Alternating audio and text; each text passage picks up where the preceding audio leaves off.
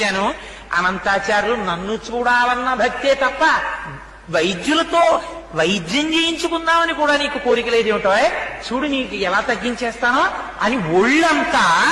పాపం వెంకటేశ్వర స్వామి వారి వాత్సల్యం అంటే చూడండి, మనం ఒక్క అడుగేస్తే చాలు ఆయన 10 అడుగులు వేస్తాడు. ఒళ్ళంతా తడిమేర పడుకున్నటువంటి అనంతాచార్యులు వారిది.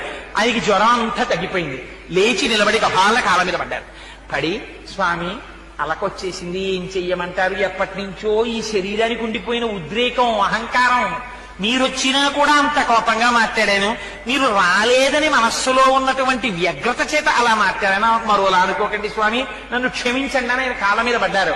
అనంతాచార్యులు నిన్ను క్షమించడం ఏమిటో అని పొంగిపోయి కౌగిలించుకుని పాపం గుళ్ళోకి వెళ్ళారు వెంకటేశ్వర స్వామి గారు.